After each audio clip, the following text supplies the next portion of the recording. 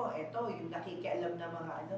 Hindi ko lang alam kung may kaso yung mga ganyan eh, nagbabasa ng sulat ng may sulat. Kasi ang tagabasa daw ay yung kanyang hipag. Okay. So, alam nyo mga kaibigan, hindi ko alam kung nagiging masaya kayo kapag pinaghihiwalay ninyo ang nagmamahalan. Kapag pinaghihiwalay ninyo o ginagawa yung fake news, yung buhay ng isang tao. But anyway, siguro, some other time, kahit maging magkaibigan na lang kayo kasi ang mga anak nyo, hindi man lang kayo nakilala. Ayan. Nakilala. Buhay pa ba kayo? Ayan. Okay, tita. Si Tita Tess naman. Ikaw masyadong marami kang alam kasi. Si Tita Tess medyo mayayain kasi to eh. Tito Tess, ngayon na pinilit kitang lumuwas, nirequest ko, siyempre mahal kita, di ba? Mahal na mahal ko kayo naman. Anyway, ayoko umiyak dahil wala na mami ko. Pero ano po ba yung plano mo ngayon? Magstay ng matagal dito o uuwi ka pa rin sa probinsya? Uuwi ka pa rin. At doon, ano naman gagawin mo pag uwi mo sa probinsya? Sa bayan. Tutunganga ka pa rin. Ay, hindi. O, sanay ka na nakatunganga kasi tutulong. Okay. O, teka, ayun yung ano mo. Tutulong ka sa, ano gagawin mo? Ebidensya. Sige. Tutulong ka sa anak mo, ay baligtad. Yung anak mo may asawa na. Sa business nyo. May business ba kayo sa bahay? Ginawang opisina. Nang alin? Opisina ni ano? Ng anak mo? Hindi, Umuupa? Okay. Sa pagtulong mo ba, ikikita ka ba dyan? Ayun. Ay, tama naman yan. Okay, with that mga kaibigan, alam nyo, ito naman ang isang ina, di ba? Kasama niya sa bahay daw ay anak niya na may asawa. Pero make sure, sana naman masaya ka doon sa kasama mo sa bahay.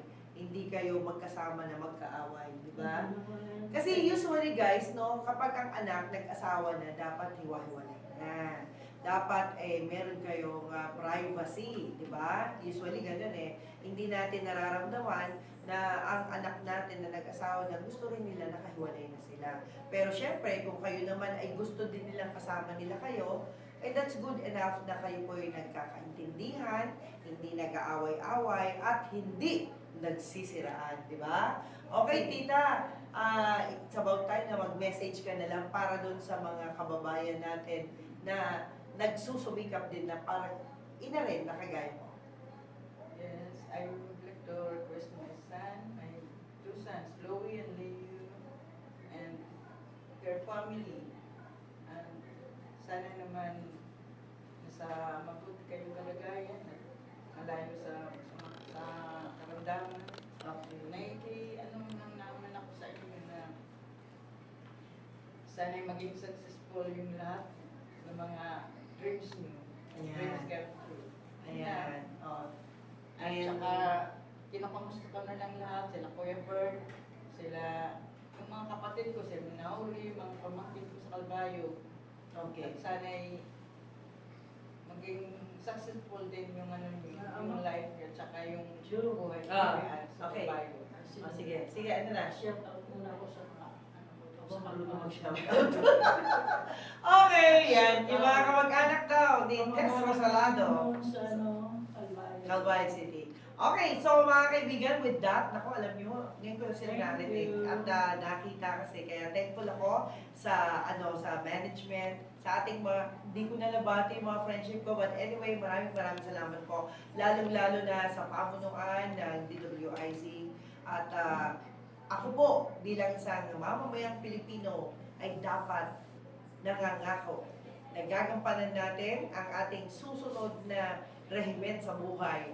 Ang pagiging isang tunay na botante. Ngayon pa lang dapat kagaya ko kayo, mag-isip na kayo. Sino ba ang dapat nating iboto? Yan, huwag yung kampi-kampi naman. Pag yung pag binoto ninyo si Tuit na meron silang ginagawang tama at hindi nakakaperwisyo sa bansa. Yan po ang aking pakiusap sa inyong lahat sa ngalan pa rin ni Attorney Ferdito Pasio. Ayan, sa lahat ng mga friendship natin sa loob at labas ng bansa, hello po sa inyo, shout out na rin sa inyong lahat, sa mga QCID. Muli po, ako si Juvie de Guzman, I love you all. Ang oras, alas 12 ng tanghali. Bye! Bye.